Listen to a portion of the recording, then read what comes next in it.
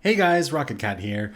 Today I'm bringing you a gigantic video covering every single unit in Moonbreaker, a genre-defining digital miniatures game from Unknown Worlds Entertainment, coming out in early access on September 29th. There are a total of 41 units on launch, and we're going to cover every single one of them, starting with the captains and going through the crew in alphabetical order. Down below in the description, you'll see timestamps for every unit in case you get lost or want to come back for reference. Okay, we got a lot to talk about, so let's get started.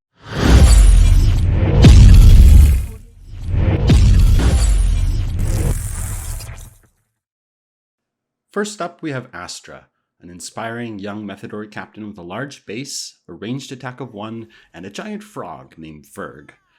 On her own, she has the lowest defensive stats of all the captains, but she makes up for it with significant bonuses for her crew. Her passive, Inspire, grants you a free Reinforce whenever Astra kills a unit, which is essentially a free 3 Cinder every time it procs. Her first active ability, Boost Morale, costs 1 Cinder and reduces the deployment cost of a random crew on the bridge by 2, to a minimum of 0. This provides Astra with a significant edge in deploying her forces faster than her opponent, dominating the battlefield with overwhelming value before the opponent gets a chance to catch their breath. The cost reduction is also permanent, meaning if the crew ends up back on the bridge from various effects, the crew will still have the reduced deployment cost. Note that this ability will have no effect if the randomly chosen crew happens to already have 0 deploy cost, so make sure to clear out your bridge if you can before using it. You may also wish to deploy 1 costed units first before using it to make sure you get the full value out of Boost Morale. But, of course, everything is context dependent, and sometimes holding on to a 0 costed unit to get better use of it later is worth the risk of wasting Boost Morale on it. Her final ability, Into the Breach, costs 2 Cinder and removes the stun condition from a unit. This powerful ability lets you deploy a unit and use it on the same turn. The versatility of this ability makes Astra a huge threat since there's no telling what she has on bridge ready to go and no chance to react. This ability, honestly, could cost 5 Cinder, and I think it would still be amazing. As an icing on the cake, she also happens to have the Airborne keyword, which is straight up gives her plenty of flexibility in her movement, either offensively or defensively. Astra, for me, is easily a 10 out of 10 captain. She does appear to be the most competitive captain at the moment, allowing for a very aggressive playstyle, even with higher value rosters, which would otherwise play out more mid-range. Over time, I do think this rating will go down naturally as players learn to handle hyper-aggression, but I don't think aggro rosters are ever going to be uncompetitive with Astra as she is. That said, if it goes to the very late game on equal footing, I would rather have a different captain, since once there's no more development to do, Astra loses out on pretty much all of her usefulness. But getting to the late game on equal footing against Astra is no small feat indeed. Next up we have Extilior, an honor-driven Methadori mech with a large base and a melee attack of 2. On his own, he has the highest defensive capability of all the captains, as well as the most innate damage reduction for himself and his crew. His passive, Rally, grants Shield of Hope to a random ally in a modest range whenever any rival is destroyed. Extilior's first active ability, on the other hand, for 1 Cinder lets you choose a target for Shield of Hope, including himself. But what exactly is this Shield of Hope? It is a stacking status effect that reduces the next damage to the unit by 1, trading stacks of Shield of Hope for each point of damage. Thus, if you have 1 stack of Shield of Hope and take 2 damage, you will take 1 damage instead and lose the stack. If you have 3 stacks and take 2 damage, you will take 0 damage and still have 1 stack remaining. Shield of Hope can come in pretty clutch in a lot of scenarios, letting you slough off things like the burned condition, or allowing your crew to survive a poison hit, as if they had the armored keyword. That said, Shield of Hope is a bit of a trap in the early turns of a match, and I've seen plenty of players stacking up Shield of Hope early in the game while falling behind in development. In the early rounds, it's better in most cases to just bank the Cinder and get your crew mobilized. His second ability, Sword of Justice, is an AoE attack that deals 3 damage to all units in a smallish circle around him. This ability makes Extilior a total powerhouse, if he can make it to the front lines and endure. That all said, as a melee captain, Extilior does suffer a little bit. Suffice it to say that aside from a few exceptions, ranged units tend to get a lot more value than melee ones. For instance, while Extilior spends the first 2 to 4 turns just getting to his opponent, the ranged captains will be happily taking pot shots from as little as turn 1. This is exacerbated by the fact that all captains have less movement than crew, meaning Extilior cannot even keep up with other melee targets that are running from him. Finally, unlike Astra, who is airborne, Extilior as a large base is easily blocked, and can have difficulties moving through tighter spaces, especially if the opponent is intent on blocking them. All told, I'm going to rate Extilior about a 6 out of 10. With the right crew and assists on the right maps, he can be an absolute scary monster of aggression, no doubt about it, or make the toughest to crack turtle strategies. But his relative inflexibility and reliance on particular assists and crew to make these strategies work makes him not quite as powerful as the other captains. Finally, we have Zax, a dead smuggler captain whose consciousness lives on in hologram. He is the only captain with a small base and has a fairly strong 2 damage ranged attack. His passive, Back Off, will push units away from him on hit. This is a handy passive that lets him shove off troublesome melee aggressors like Jailbreak. It also prevents him from taking retaliation damage when engaging in melee range, so long as the melee unit does indeed get shoved away and the hit didn't miss. Zax's first active ability is Sleeper Mine. For 1 Cinder, he can deploy a mine that will arm at the start of your next turn. Once armed, whenever a unit enters melee range, it will explode, dealing 2 damage to all units in an area around it. Sleeper mines are great tools to block or baffle the opponent. It's often really hard to decide whether you should spend your attacks hitting mines instead of hitting actual units. They can also be used to block in or block out opposing units, clogging up passages, preventing escape, and generally being a nuisance. That all said, I think deploying too many mines in the early game can, like Shield of Hope, cause you to fall behind in development. So don't deploy mines just because you can, because in many cases you're better off banking the Cinder. Sleeper mines synergize well with Zax's second ability, Gravity Disc. This works like the Vortex assist, dragging units in range together.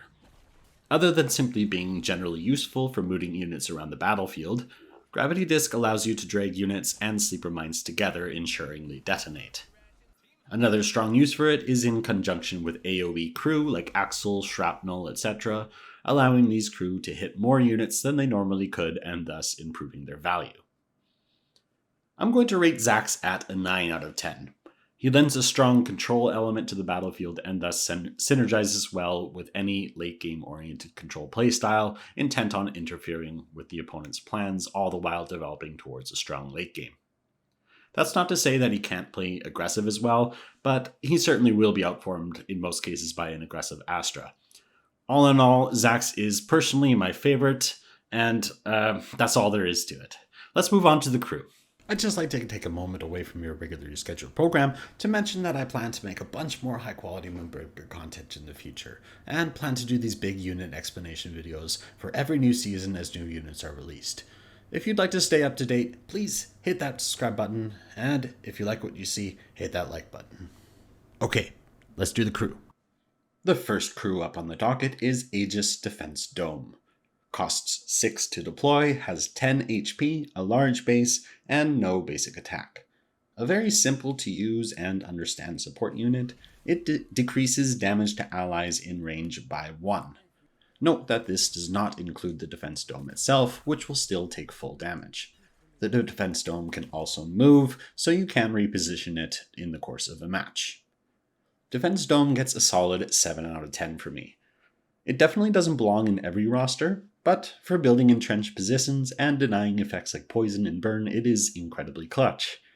The opponent is often forced to deal with it, and in this way, simply deploying it in a good position is enough to already get good value, since it messes with the opponent's game plan. That said, its value is reduced if your captain already has a ton of damage and your opponent has enough damage already on the map. Next up is Aegys Sentinel. 5 Cinder to deploy and a whopping 12 HP with armor on a large base, but it has immobile, so it cannot move on its own. Its ability fires in an AoE cone, dealing 3 damage to all units caught in it. This cone can be blocked by hard cover, but it will penetrate through soft cover and vision blockers. Aegis for me gets another solid 7 out of 10. It is a strong zoning tool which essentially stakes a claim over a large portion of the map. It's also never a good idea almost to try and kill it unless you have some special tricks like a 2 damage poison. It just has too much HP for most situations. Being immobile, it benefits from some relocation abilities, but can also be made irrelevant if your opponent repositions it out of harm's way, or if the battle shifts to another part of the map. Next up, we have Amplifier Bitol. Cost of 4 with 5 HP, small based, and a mostly irrelevant 1 damage melee attack. Bitol's ability, Scouting Intel, increases the basic attack damage of all units in range by 1, and Amplifier Bitol herself does not get the buff. When it comes to the various support effects, you can really never argue with more damage, but where Bitol's true power comes into play is when units can make even more happen with the +1 damage, such as Toxoid piercing poison through armor, models with Rapid Fire or Pummel getting effectively +2, or special effects like Broken Vengeance getting an incredible value from the extra +1. All told, Bitol gets a 7 out of 10 from me, but only if she's used in these sorts of particularly powerful combinations. As a 5 health unit, she is unlikely to stick on the map for very long, so her most effective use involves getting value from her immediately on the same turn she is deployed. During the playtests, I ran into plenty of situations where Bitol looked like a 4 out of 10 unit because she wasn't being used effectively, so you should be mindful what rosters she goes in. Next up, we have Antios Gauntlet. 1 drop, small based unit with 6 health. For 2 Cinder, you can use Inner Energy to pump him up to +3 attack and grant him first strike, ensuring other melee units will not retaliate. Antios gets a 5 out of 10 for me. He can make some devastating plays at all phases of the game and has a formidable presence in the early game. The problem, however, is that spending 2 Cinder in the early phases can seriously hinder your development. And when it comes to 1-drop units, you're much better off with a Maximus unless you're playing very aggressive and want to take both Antios and Maximus to guarantee a strong turn 1 presence on the map. In pretty much all cases, I would rather wait a turn to deploy Blindsider Eztli for 2 Cinder rather than Antios for 1. Next up is Aria, a 3-drop, small-based range unit with the Stillness ability that grants her +75% accuracy until she moves or takes damage. Aria excels at extreme long range, and can therefore usually stay alive for a long time, peppering the opponent with a respectable 2 damage from a safe distance. Aria gets a 6 out of 10 for me, just due to her ability to stay safe and consistent. But if you're looking for a good 3-drop ranged unit, you have better options. And if you're looking for a sniper, you're usually better off with Deadeye, who is cheaper to use anyway. That said, she is a very middle-of-the-road unit, and it becomes harder to use her on maps like Cliffs, where there's plenty of hard cover forming multiple passages, making it hard to find a good spot where she can just sit and use Stillness. I've seen plenty of players blow far too much Cinder activating Stillness over and over again while falling behind in development. Do not do this. Axl Pyro is a 3-drop, small-based unit with 6 HP and no basic attack. His special ability, Fire Flamer, costs 1 Cinder and fires an AoE cone flamethrower attack in front of him, dealing 2 damage to all units in the cone and inflicting them with Burn. Burn is a status effect that causes the unit to take 1 damage at the start of its next turn, and then it persists for 2 turns for a total of 3 burn damage. The cone attack also moves Axl away from the direction of fire, potentially allowing him to get to safety more easily after delivering his attack. Axl for me is a 9 out of 10 unit. For just 1 Cinder, you can potentially deal 2 damage and then another 3 damage over time for a total of 5 damage. Burn, however, is less potent against armor units and other forms of damage reduction that allow units to slough off the 1 damage. Nevertheless, Axl provides a remarkably efficient Cinder to damage ratio if you can catch multiple unarmored units in his cone. Beatrice Enforcer is a 2-drop, large base unit with a melee attack of 2 and 7 armored HP. It is also slow, meaning it has reduced movement radius, and its passive means that she damages all units in a line behind her main target. Beatrice is a 4 out of 10 for me, which I believe is going to be the lowest in this entire video. I would take her specifically in a dedicated turtle list, but that's about it. The basic problem is that the tank archetype is really hard to do right in a way that works no matter the layout of the map, and Torian accomplishes it perfectly. For a tank, she doesn't often survive all that long if she's targeted with focused aggression, and her passive is also of very limited use. Blindsider Eztli is a 2-drop small-based unit with 2 damage and 6 HP. His special ability, Cornered, grants him +2 attack and fast when you have no Cinder. Blindsider Eztli is a 9 out of 10 for me. 4 damage and fast for just 2 Cinder to deploy, or possibly 0 Cinder for Astra, is just very good. I ran into a lot of scenarios running Astra where I could drop him on turn 2 for 0 Cinder and use Into the Breach to put me at 0 Cinder, and then send him off to dominate the early game. Compared to Antios, you're not really paying any additional Cinder costs to keep his damage, you just need to time it right. I do think Eztli makes less sense to have with the other captains though, since Extilior and Zax rely more heavily on banking their earlier Cinder in order to accomplish their earlier development. But even in later game on a different captain, as long as you're able to get his buff, you can deploy him in safety and subsequently use fast to trade him for a higher value unit on the map. Next up is Broken Vengeance, otherwise known as Break the Game Vengeance. A small-based 4-drop with range attack of 3 and 7 HP. His special ability, Revenge, allows him to counterattack any rival that damages him. This includes not only basic attacks, but also any damaging ability. Even hitting one of Zax's Silver Mines will trigger him to attack Zax. One of the key interactions to understanding BV's power is when engaged in melee range with a melee unit, either on the offensive or defensive. Due to Retaliate, this will trigger a loop of attacks that basically amounts to a duel to the death. On a recent dev stream, Charlie Cleveland aka Flayra mentioned that they'll probably be toning this down a bit, especially since BV is currently able to essentially solo Extilior.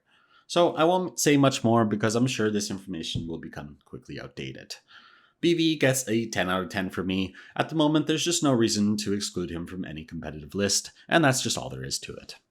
Chuck & Co. is a 4-drop, large-based melee unit with 2 attack and 8 armored health.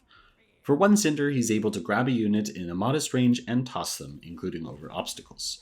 It's a fantastic unit for fun factor and can easily make its way into a large variety of lists. Nevertheless, I have to rate Chuck at a 6 out of 10. He is ultimately highly situational, but sometimes the element of surprise is just what's called for to turn a lost game into a spicy one. Next up we have Crankbait, a 3-drop large-based melee unit with 1 attack and 9 HP. He has fast, which allows him to scoot around the map with ease. His ability, Grappling Chain, costs 1 Cinder and allows him to pull a unit friendly or hostile towards him in a long range. Crankbait gets a 6 out of 10 for me, just like Chuck. Undoubtedly, he can come in super clutch, but he is quite situational. He has a solid amount of HP for a 3-drop, but 1 attack is very underwhelming. He can certainly be a good fit in control lists, but I suspect we'll see more of Crankbait and Chuck for that matter in the future when there are more units to synergize with him. Crosshair is a 4-drop small-based range unit with 3 attack and 8 health. She has a passive ability, Perfect Aim, that lets her always crit if her target did not move last turn, provided she was in play. Note that she will also crit newly deployed units that haven't had the chance to move yet. Crosshair is a strong 9 out of 10 unit with a great stat block and an amazing ability that threatens to assassinate newly deployed units or units that are trying to stay still or happen to be immobile. Crosshair also synergizes really well with imposed immobility from units like Jailbreak or Snareling, and she's very capable at taking pot shots at immobile units like Ursic's Nectarvine, provided she gets the accuracy. Speaking of accuracy, look no further than Deadeye. Deadeye is a 2-drop small base unit with a ranged attack of 2 and 6 health. His active ability, Release Ozos, gives a ranged ally plus 40% accuracy for 2 turns and can be cast on himself. Deadeye is a solid 7 out of 10 unit. If you want to take a long-range sniper, in most cases in the current map pool, you're much better off taking Deadeye than Aria, as you don't really need all the accuracy Aria gets to get your shots off reliably. Though that might change as we get more maps. Deadeye shoots for 2, and his ability is very efficient, allowing him to self-cast and move around during the 2 turns. It also lets him turn pretty much any ranged unit into a sniper unit, and the ability to give pumped up range units like Furia or Switchback the ability to snipe is simply amazing. That said, Deadeye is not for every list, as he does require a ranged focused roster to make the best use out of him. Detonia is a 2-drop small base unit with 8 HP and no attack. She has an active ability, Lob Explosive, costing 2 Cinder. With this ability, she will lob a Cinder Grenade and deal 2 damage to all units in an area. Unlike other AoEs we have seen, this one can be lobbed over obstacles, including hard cover, and this allows her to potentially stay safe while putting in some work. Detonia for me is a 6 out of 10. She has her uses, but her ability, while possibly powerful, is map dependent and expensive. I've played plenty of games where I or my opponent gets caught in the trap of lobbing too many grenades while falling behind in development. That said, I do think she belongs in some lists, and we will probably get more out of her as new maps are released. Drumdancer Tlalli is a tongue twister and a 1-drop small-based melee unit with 2 attack and 5 health. Her ability, Battle Frenzy, is used to give a melee unit pummel for the turn, meaning their attack will strike twice. This essentially doubles the damage output of a melee unit and can be obscenely powerful if you get her at the right time. Drumdancer is a 7 out of 10 for me.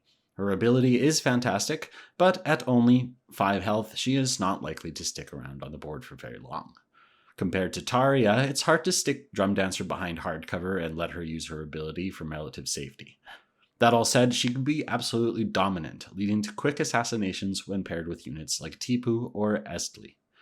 But the number of stars that need to align to make those plays is too great to rate her any higher. Fatetwister Tantun is a 2-drop small base support unit with 5 health and no attack. Her special ability, Season of the Hunt, costs 1 Cinder and lets you choose a unit in range. If the unit is friendly, its next attack will always hit. If enemy, its next attack will always miss. Note that as far as I could tell, this means both attacks in a pummel or rapid fire attack will hit or miss. Fatetwister is a 5 out of 10 for me. Like any support unit, she can come in clutch at just the right moment, but it's hard to use her efficiently early in the game, and for a 2-drop, most of the time she's just clogging up your bridge, waiting for the right moment. When she does get to the board, she needs to be pretty dangerously close to high-value enemies to apply the debuff, but it can be amazing when applied to units like Furia or Switchback. Florio Lancer is a 5-drop, large-based artillery unit with no attack and 8 health. His special ability, Bombard, costs a whopping 4 Cinder and deals 3 damage to all units in an area. This ability has absurd range that effectively covers the entirety of most maps in the pool. The ability also does not require line of sight and thus can shoot over obstacles. Florio is a strong 8 out of 10 for me, though he does not belong in every list. Florio is a late game unit that provides you a win condition all by himself for control or turtle strategies. If the enemy does get to take him out, however, he will die quick with all the damage available in the late game, so your roster does need to be set up to protect your critical artillery piece. Florio will absolutely bankrupt you if deployed too early, and unless you already have an advantage, this can lose you the game. Even when his deployment cost is reduced by Astra, you still don't really want him out until later, so he will clog up your bridge a lot of the time. Furia is a 5-drop, large-based unit with 2 attack and 8 health, who has repurposed a powerful weapon from a mech. Her passive, Power Up, triggers at the end of your turn if she did not attack that turn, causing her to take 1 damage and gain +3 attack for her next shot. The +3 stacks over turns, and there's really no known upper limit. Just to investigate, I tested it and managed to get her attack all the way up to 101. Note that if Furia gets rapid fire, only the first attack in the rapid fire is boosted. The second shot is normal. Furia is a 9 out of 10 unit for me. Like Florio, her ability is a win condition by itself, letting you park her in safety and wait until she can assassinate Q units or the enemy captain. Once Furia is on the board, it usually becomes a game of trying to keep her alive versus trying to kill her. A unit with such a commanding presence to the game state really deserves a high rating. When it comes time to go for the kill, this is where units like Chuck or Crankbait can really shine, and generally you'll want to have some amount of reposition in order to get Furia closer to her target, or her target closer to her. Using accuracy boosters from Deadeye or Fatetwister also works quite well to get the decisive shot off. Jailbreak is a 4-drop, large-based melee unit with 2 attack, 8 health, and airborne. Jailbreak's passive ability, Lock Up, immobilizes units he is touching. This includes on the turn he is deployed, so you can drop him on a unit and immobilize them immediately. Jailbreak is a 7 out of 10 for me. He synergizes well with units that benefit from imposed immobility like Crosshair, and he can certainly throw a wrench in your opponent's plans. That said, he is countered by any amount of reposition and feels pretty anemic when going up against Zax. He doesn't really have enough HP or damage reduction on his own to survive, but he can be a serious pain when paired with Torian. I've run into plenty of situations where Jailbreak gets assassinated immediately after he is deployed, but this can give you a tempo advantage if you're forcing your opponent to deal with him while lining up your higher value units for a decisive play. Maximus is a 1-drop, small-based range unit with 1 attack, 6 health, and rapid fire, meaning his attack action shoots twice, hitting for 1 damage each time. His passive, Fleet-footed, lets him move again after damaging a target. Note that for this to trigger, the attack does need to deal at least 1 damage, so Maximus can't normally hit an armored unit and expect to move afterwards. Maximus is an 8 out of 10 for me. He's easily the best 1-drop in the game, and if you get a chance to deploy him on turn 1, he can stick around for a long time and gain insane amounts of value. It's just very hard to kill Maximus normally, and having rapid fire is great to squeeze extra value out of assists like Corrosive Particles or Amplifier Bitol's ability. He is nevertheless easily dealt with if you manage to get on top of him, or if he gets unlucky and misses both his shots, leaving him exposed. All told, Maximus is a well-tuned unit that can get insane value, but also has counters and is fun to use and fun to try and hunt down. Next up we have Micoani Thicket, a large-based 6-drop melee unit with 2 attack, 10 HP, poison, and slow. Having poison means that it will reduce a unit to 1 health after dealing damage. Its ability, Trap Prey, costs 2 Cinder and moves the unit towards it. I'm going to rate Micoani Thicket as a 7 out of 10. I want to rate it higher because it's honestly one of my favorite units. I absolutely love poison. Compared to Toxoid, the other poison unit, Micoani Thicket is able to pierce through armor. Poison makes your health pool irrelevant, and Micoani makes armored units' health pools irrelevant too. Having slow fits the theme of the unit a lot as this big lumbering mass of death, but it also hurts a lot unless you already have your opponent backed into a corner or you're breaking out of one. Definitely does not belong in every list, but it's an absolute powerhouse assassination unit in the right conditions in the mid to late game. I'd recommend taking one in turtle lists to make your opponent think twice about getting too close to your turtle. Necahual is a 4-drop, large base support unit that is hard to pronounce with 9 health, no attack, and fast. Nec, as I'm going to call it, is a unique healer with an ability, Evacuate, that costs 2 Cinder and returns an ally to the bridge, restoring it, essentially a stronger version of the Medical Recall Assist. With Astra's ability, this lets you reuse a unit on the same turn, assuming you have enough Cinder by evacuating them, redeploying them, and then unstunning them. This also lets you redeploy immobile units like Aegys Sentinel if need be. Note that Nec cannot target itself with Evacuate and thus cannot heal itself. Nec is a 6 out of 10 for me. Aside from the trick with Astra, it does have a pretty good Cinder cost to fully heal a unit, but you also need to pay the deployment cost again. This doesn't matter all that much in a late game scenario where you're using a turtle strategy, but it's usually pretty easy to keep Nec alive since he has fast and a good bit of HP. All in all, Nec is a nice unit for some fancy tricks that can catch your opponent off guard, but most of the time it'll clog up your bridge while you wait for the right situation. Novian Bulwark is a 6-drop, large-based range unit with 10 HP and 3 attack. When Novian Bulwark attacks, it permanently gains plus 25% accuracy and immobile. I thought Beatrice would be the lowest rated unit, but actually Novian is a 3 out of 10 for me, which is the lowest rating yet. 3 damage at 6 deployment cost is simply terrible, and 10 HP is also not great for a turret. Basically, Novian seems to be trying to pull the role of a long-range turret, and it may be that there will be some maps in the future where this could be useful, but in all cases in the current map pool where I'd want an immobile turret, I'd rather drop an Aegys Sentinel. That's it. Peacemaker Balam is a 4-drop, small-based support unit with 5 health and no attack. His ability, Spore Puff, costs 2 Cinder and stuns rival crew for a turn in a small area of effect. Note that this only works on crew and not on captains. Peacemaker Balam is a 5 out of 10 for me.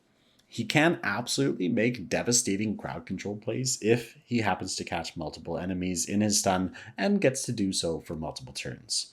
But with 5 HP, he is unlikely to stick around very long in most scenarios. Having him in your roster is kind of a high-risk, high-reward play, but unless you have Astra to catch your opponent off guard, your opponent will simply have the chance to react and make sure their units are at least a little bit spaced out. I did manage to get some good plays with him during the first playtest on non-Astra lists, but I think a lot of players simply had no idea that his ability is AoE, since it's not entirely clear from the tooltip. Quetzalli is a 5-drop, large base support unit with 10 health and no attack. Its passive ability allows any ally in a fairly large range around it to refresh its movement if it moves into range, proccing up to 5 times in a single turn. Quetzalli itself can also move, and you're also able to gain benefit on the same turn it's deployed. Quetzalli is a 6 out of 10 for me. It feels absolutely amazing to get so much flexibility in your movement, and it seriously ramps up the ability to get super creative with your turns. But it is also hard to identify a list where Quetzalli feels quite at home as a standard pick, and most of the time it will clog up your bridge while you wait for the right situation to come up. Rickety Backfire is a 2-drop, large-based range unit with 5 HP, 3 attack, and airborne. His passive, Deferred Maintenance, causes him to also hit himself and all units in a small AoE around him. Note that this includes the original target, meaning if he fires at a target in close range and the ability procs, it can deal a total of 6 damage to the original target. Pumping him up with rapid fire means he also has the chance to proc his passive twice in the same attack. Rickety is a 7 out of 10 for me, when used for the express purpose of a max aggro list. Rickety is essentially a suicide unit that can deal an insane amount of damage for his cost. Having him on your roster is a high-risk, high-reward play, and there's always the chance that Rickety does not proc his passive, and now you're basically down a unit. All told, Rickety is up there on the list of my favorite units. I'm sure he'll be loved by many. I'd like to rate him higher, like possibly an 8 out of 9, but he's a little bit unreliable, so I don't feel comfortable in doing so. Savria Safeguard is a 4-drop, small-based melee unit with 2 attack and 8 health. Her ability, Shield Barrier, costs 1 Cinder and can be cast on any unit, including herself, to reduce the next damage they take to 0. Savria is a 5 out of 10 for me. I just don't think tanks other than Torian are all that great, and for a 4-drop unit, if she wants to be the tank herself, she needs to spend a 1 Cinder upkeep. All it takes is 1 shot from a low damage unit to dispel the shield, and then the unit can be assassinated with higher damage units. Shrapnel is a 4-drop, small-based ranged unit with 2 attack and 7 armored HP. Though she is classified as a ranged, she is more of a short to medium range unit due to her passive, Shotgun, which lets her only attack units in range, but deals her attack damage to all units in a cone centered on the target. Unlike Axl or Aegys Sentinel, this is not a cone that you have full control over. It has to be centered on a particular target, and therefore it can be a bit harder to fine-tune the placement of the cone to keep your allies out of the field of fire. Shrapnel is an 8 out of 10 unit for me. The fact that her AoE ability benefits from boosts is great, and the fact that she has armored really helps stay her alive and get great value. Like Axl, she synergizes particularly well with abilities such as Gravity Disc that let you clump enemies up, and having both Axl and Shrapnel on the field together make a devastating medium-ranged AoE duo. Snareling is a 3-drop, small-based range unit with 1 attack and 7 HP. Its passive, Sticky Mucus, causes Snareling's target to become immobilized when hit. Note that this procs on hit and does not require damage, meaning Snareling can immobilize armored units. Snareling is a 7 out of 10 for me. Immobilization is very hindering, especially if you're up against Extilior or any melee-centric roster, and it pairs well with Crosshair's ability. If we ever get some kind of draft mode where we know the opponent's captain ahead of time, I'd probably always run Snareling against Extilior. That said, Snareling isn't all that hard to kill when exposed, and sometimes it's hard to get value out of him, and with only 1 attack damage, it's possible that he is just the impact of a wet noodle. Stitchy McPatchy is a 2-drop, small-based melee support unit with 1 attack and 7 HP. Its active ability, Nutrient Syringe, costs 2 Cinder and restores 3 health to a unit. Stitchy is also currently the only healer in the game capable of healing itself. Stitchy is a 7 out of 10 for me in the right lists. With any late-game oriented list, it's good to have a Stitchy in your pocket to help you counteract the attrition of powerful damaging enemy assists like Orbital. His ability to self-heal is very important to what makes him work, and makes it worth being the worst ratio of Cinder to healing among all the healers. Nevertheless, I've seen it plenty of times where players are spending way too much Cinder in the early game using Stitchy's ability to keep their units topped up while falling behind in development. It's an easy trap to fall into. Stitchy excels in the mid to late game attrition wars when you have Cinder to burn. And if you need to delay to get there, I'd recommend looking to other units and not getting distracted by Stitchy's low deployment cost and playing him too early. Switchback is a 5-drop, large-based ranged unit with 3 attack, 8 HP, and fast. His active ability, Switch It Up, gains him rapid fire and slow for 2 turns. Switchback thus switches between a fast-moving missile boat with 3 damage and a slow-moving but devastating Gatling gun weapons array. There is only one correct rating for Switchback, and it is 10 out of 10. Honestly, there's pretty much no reason to leave him out of any competitive list. Switchback's ability to move with fast speed, then switch and put out 6 damage anywhere in range completely shifts the game state of pretty much any game. It's the fact that he can move fast and then use Switch It Up that makes it so devastating. And in my humble opinion, I think Switch It Up should read, if Switchback has not yet moved this turn.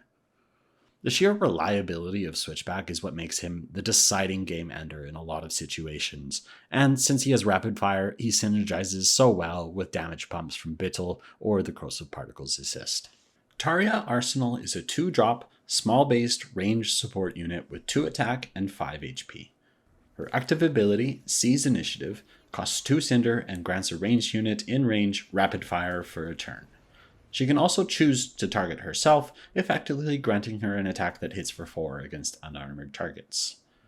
Taria is an 8 out of 10 unit for me, which I think is probably the highest rating of all the support units so far. Unlike her melee counterpart, Drumdancer Tlalli, it's much easier to park Taria behind the safety of hard cover while dropping her ability on high damaging units. And it's much easier for her to take 2 damaged pot shots than it is for Drumdancer to use her melee attack. Part of what makes Taria so strong is Broken Vengeance, though. So if Broken Vengeance gets some justified nerfs, this would probably make her more situational. Nevertheless, as time goes on and more units are added to the game, I suspect Taria will only become more and more relevant. Tipu is a 4-drop, small-based melee unit that starts out with 3 attack and 7 health, but grows bigger and bigger thanks to her passive ability, Digest, which causes Tipu to gain +1 attack and +1 health whenever it hits. Note that Tipu only needs to hit and doesn't necessarily have to deal damage to trigger Digest. Tipu is a 7 out of 10 unit for me. If it does get to grow a lot, it can become an absurdly powerful unit, and pairing it with Drumdancer lets it get multiple hits and grows for a single attack action. That said, Tipu is still just a melee unit that can easily find itself exposed to concentrated fire, especially since damage figures start to ramp up considerably around turn 4 when you'd normally expect to see her. Tona Mystic Manteo is a 5-drop, large base support unit with 6 health and no attack. His passive ability, Praise Cinder, restores 1 health to your captain for each unspent Cinder at the end of your turn. This is unaffected by the game's stored Cinder capacity of 3, so you can technically end your turn with 10 Cinder and heal your captain for 10. Tona is a 6 out of 10 unit for me, and really only belongs with a tanky Extilior roster in my opinion. Tona can get a lot of use in a late game when Cinder is more disposable, and he pairs well with turtle lists where you plan on using Extilior to be the main blocker at the front of your turtle. Taurian Guardian is a 4-drop, small-based melee unit with 3 attack and 7 HP. Her passive ability, Intercept, makes her and the closest ally in range and line of sight 40% harder to hit, making her a tank even if her 7 HP doesn't make her seem all that tanky. Torian for me is an 8 out of 10, the highest rating by far among all the tanks. Her solid 3 attack makes her actually viable as a frontline threat, and her passive makes her and the guarded unit very frustrating to kill with conventional attacks. Her main weakness, however, is abilities, which will always hit her. Even with this crucial weakness, she still gets an 8 out of 10 from me. In most lists, this is probably the only tank you need, and the fact that she exists is pretty much what makes Beatrice and Savria seem like a bad deal. Toxoid is a 3-drop melee unit with 1 attack, 5 HP, airborne, and poison. Poison means that, so long as it does damage, its target's hit points will be reduced to 1. Note that, because it only deals 1 damage, its poison will not normally pierce through armor. It also has a passive that restores 1 HP to it at the end of its turn, which is helpful but not always relevant, though it does make him resistant to death via the persistent use of assists like Plank and Orbital that target it. Toxoid is a 7 out of 10 for me. But I'm often running Toxoid because, as mentioned with Micoani Thicket, I love poison. I'd like to rate Toxoid higher, and indeed it's possible that with different maps, where it could take better advantage of its airborne ability, it could be a total powerhouse. But it is pretty easy to basically insta-snipe this unit as soon as it's exposed. Ursic's Nectarvine is a 4-drop, small base support unit with 8 health and immobile. Its passive ability, Healing Bloom, restores 2 health to allies in a modest range around it every turn. Note that Ursic's Nectarvine will not heal itself. Nectarvine is a 7 out of 10 for me. Among all the healers, this is easily the most Cinder efficient heal, so long as you're able to sit in its range and protect it. The amount it heals is steady, but sometimes not enough for the job, and the only real burst healer in the game is Necahual and Baby Tona. Nectarvine is a good choice for Turtleists, but since it has a mobile, you really have to commit to a position or otherwise have some ability to reposition it. That said, if the enemy gets the chance to lay into Nectarvine, it will easily fall apart fairly quickly, and if you're playing too passively, this can be devastating. So don't rely on Nectarvine solely to try and make your turtle strategy work. Last up, we have Ursic's Scattervine, a 2-drop, small, melee unit with 1 attack, 3 HP, slow, and charge. Charge means that it can act the turn it's deployed. Scattervine's ability, Growth, can be used to create another Scattervine. This means that you can drop Scattervine and immediately start creating more and more Scattervines until you hit your deploy cap of 6. Scattervine is a 5 out of 10 for me, but based on fun factor alone, Scattervine is easily a 10 out of 10, and it's a fantastic unit to have in cargo run especially. The problem is that there is pretty much only one situation where Scattervine shines, and it's the ultra late game after everything is dead and you have nothing else to deploy. That's not to say it can't make some devastating plays earlier. It only has 1 attack, but it synergizes particularly well with damage pumps from Amplifier Bitol or the Corrosive Particles assist, meaning that if you do have 10 Cinder and Scattervine on your bridge and have some pumps available, you could potentially surprise the enemy with a 10 damage combo involving 5 copies of Scattervine. While fun to theorize about, Scattervine ultimately has limited utility, and if your opponent does choose to make some early copies of Scattervine, I'd recommend completely ignoring them and letting them use up your opponent's deploy cap. That's it, that's all. Hope you enjoyed the video. If you did, make sure to leave a like and subscribe for more high quality Moonbreaker content.